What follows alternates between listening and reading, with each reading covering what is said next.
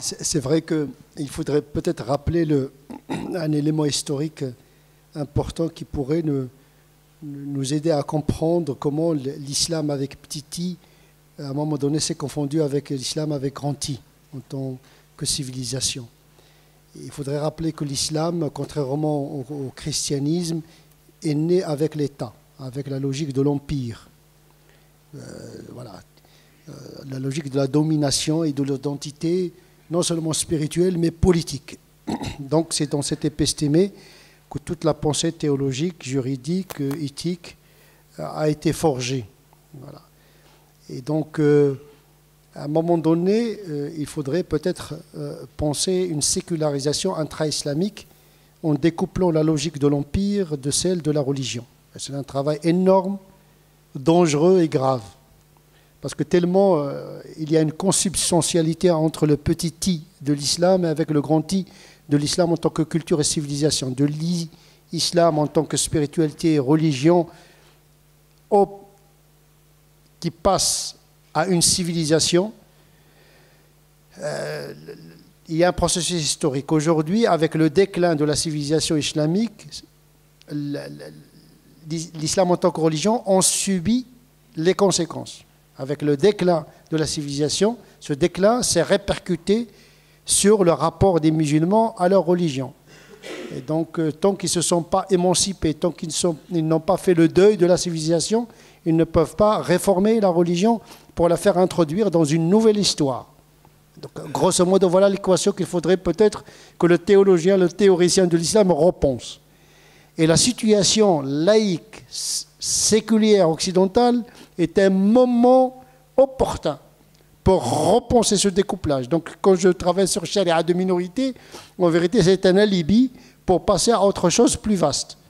Parce que chaque fois qu'on parle de Tarek Oubrou, le charia est en train d'adapter, il fait le bricolage. Non, il part d'une réalité pour refonder non seulement le droit et la théologie, mais la méthodologie de la pensée religieuse en général. Donc le chantier est énorme. Bien sûr, cela n'incombe pas à une personne, c'est à toute une génération qui doit faire ce travail-là. Mais il ne faut pas se tromper d'équation, ni d'orientation de la pensée. C'est très important, avant de penser les conditions intérieures de la pensée, c'est-à-dire penser le vrai en dehors de nous. Donc voilà, le vrai, ce n'est pas moi. Et la mystique, à cet égard, va nous aider un petit peu de faire cette distance, cette démarcation entre la vérité, n'est pas en moi, elle est en dehors de moi. C'est ça l'unicité, ça nous fait sortir de nous. Le vrai, ce n'est pas moi, mais j'essaie d'atteindre ce vrai-là.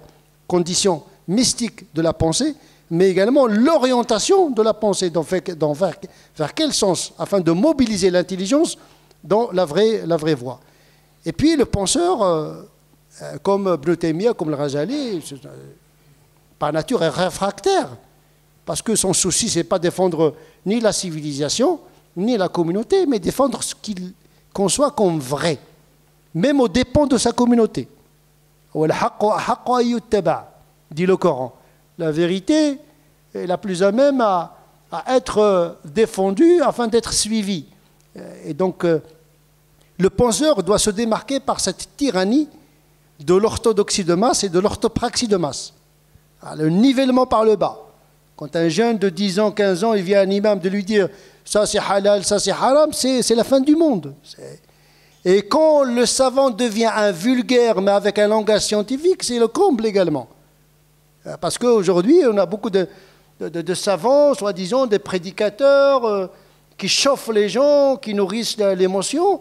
Ils chauffent la voiture, mais ne lui donnent pas la voie d'accès. Donc on brûle le carburant pour rien. Les pleurs, les émotions, l'effervescence, et puis l'explosion. Sinon l'implosion. Et donc le penseur est d'abord, comme disait l'imam al-Banna, le premier à combattre la réforme, c'est le peuple par son ignorance. L'ennemi de la vérité, c'est la populace. Et quand le savant devient comme le commun des banlieusards, etc., c'est fini de l'islam en général et l'islam en Occident en particulier. Donc il faut résister. Il faut avoir des convictions et un courage.